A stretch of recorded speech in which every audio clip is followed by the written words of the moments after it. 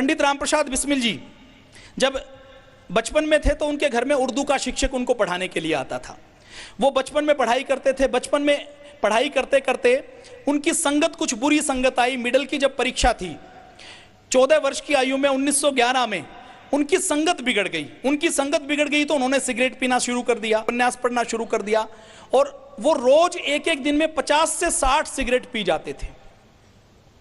जैसा सोसाइटी में होता है, समझ थी नहीं तो 50 से 60 सिगरेट पीते थे, पूरे दिन उपन्यास पढ़ते थे। उनका जीवन एक तरीके से गलत जीवन बन गया था, दूषित जीवन बन गया था। तो उनके जीवन में आर्य समाज का प्रवेश हुआ। उनको एक महात्मा मिले, पूज्य स्वामी सोमदेव जी महाराज। पूज्य स्वामी सोमदेव जी महाराज के जब वो संपर्क में आए 14 वर्ष की आयु में, तो उनके संपर्क में आते ही उन्होंने सत्यार्थ प्रकाश उनको पढ़ने के लिए दी।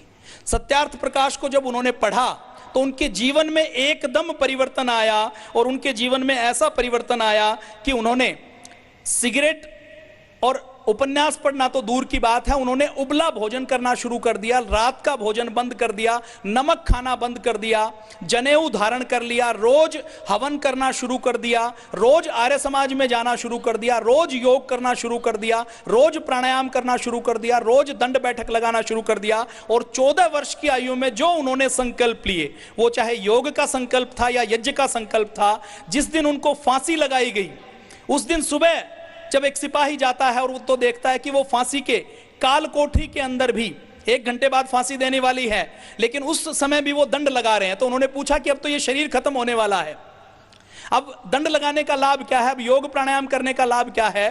तो पंडित रामप्रसाद बिस्मिल जी का संकल्प देखिए कि उन्होंने उस समय कहा कि ये मेरा संस्कार और संकल्प है कि जब तक अंतिम सांस रहेगी मैं रोज योग करूंगा, व्यायाम करूंगा।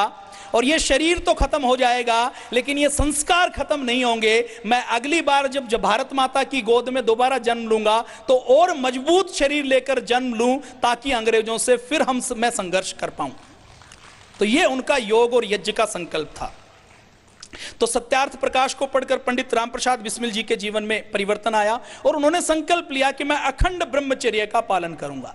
14 वर्ष की उम्र में उनका लिया हुआ संकल्प उन्होंने 30 वर्ष की आयु तक फांसी के फंदे को चूमने से पहले तक उन्होंने निभाया।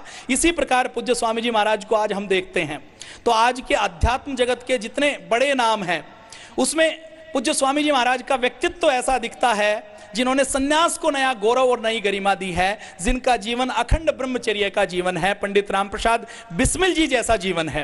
अब 1916 में क्या हुआ, 1916 में भाई परमानंद नाम के क्रांतिकारी थे, उनको अंग्रेजों ने फांसी की सजा दे दी। और 1919 में जब विश्व युद्ध खत्म हुआ तो अंग्रेजों ने और अत्याचार करने शुरू कर दिए। महात्मा गांधी अंग्रेजों के पिट्ठू बनकर सिपाहियों की भर्ती करवा रहे हैं कि विश्व युद्ध में अंग्रेजों को हम सिपाही देंगे, नौजवान देंगे तो विश्व युद्ध के बाद वो हमें आजाद कर देंगे। लेकिन अंग्रेजों की आजाद कराने की कोई योजना नहीं थी। तो 1916 में ही पंडित रामप्रसाद बिस्मिल जी ने संकल्प ले लिया कि मैं अपना पूरा जीवन क्रांतिकारी कार्यों के लिए लगाऊंगा और पूरा जीवन अंग्रेजों से संघर्ष करूंगा। 19 वर्ष की अवस्था में जो उन्होंने संकल्प लिया वो 30 वर्ष की अवस्था तक लगातार उसको निभाते रहे। पंडित रामप्रसाद बिस्मिल जी का और बड़ा योगदान क्या है, महात्मा गांधी ने जो 1921 में असहयोग आंदोलन शुरू किया उसको करने के लिए महात्मा गांधी तैयार नहीं थे। पंडित रामप्रसाद बिस्मिल जी पहले कांग्रेस के क्रांतिकारी कार्यकर्ता थे।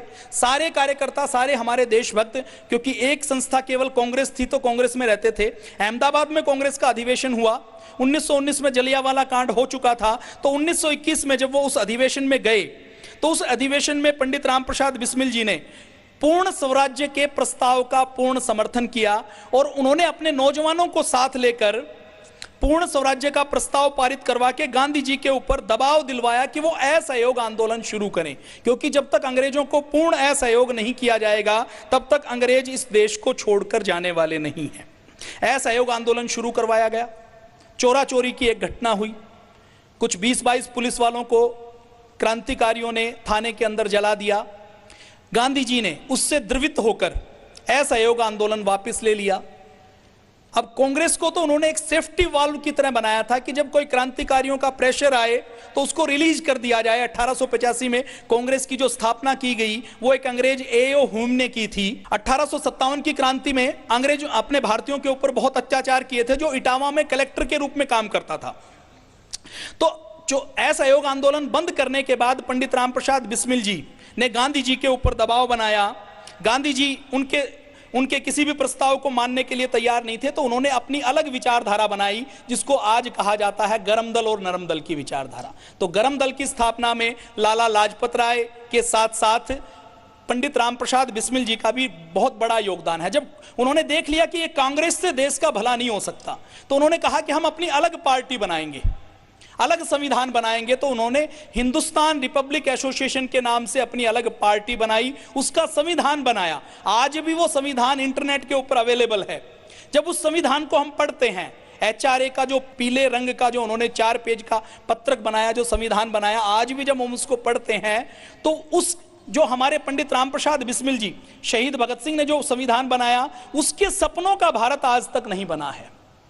वो जो शिक्षा व्यवस्था चाहते थे, वो जो अर्थव्यवस्था चाहते थे, वो जो कृषि व्यवस्था चाहते थे, वो जो कानून व्यवस्था चाहते थे, वैसी व्यवस्थाएं आज भी अपने भारत में नहीं बन पाई हैं। तो पूज्य स्वामी जी महाराज ने 2009 में व्यवस्था परिवर्तन के अभियान को लेकर भारत स्वाभिमान की स्थापना की। पहले योग को स्थापित किया, आयुर्वेद को स्थापित किया।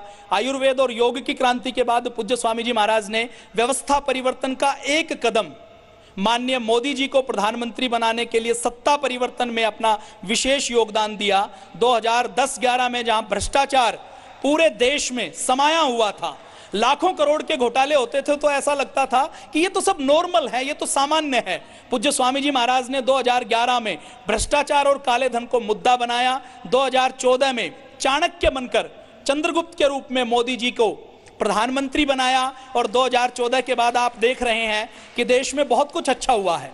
तो उसी व्यवस्था परिवर्तन के अभियान में पूज्य स्वामी जी महाराज और पतंजलि योगपीठ लगा हुआ है। और अब पतंजलि योगपीठ का योग की क्रांति, आयुर्वेद की क्रांति, सत्ता परिवर्तन की क्रांति, और सत्ता परिवर्तन के बाद जो स्वदेशी की हमने क्रांति की, पंडित रामप्रसाद बिस्मिल जी का भजन, मेरा हो तन स्वदेशी, मेरा हो मन स्वदेशी, पूज्य स्वामी जी महाराज लगातार उसको गाते हैं, और केवल गाते नहीं, उसको जीते हैं।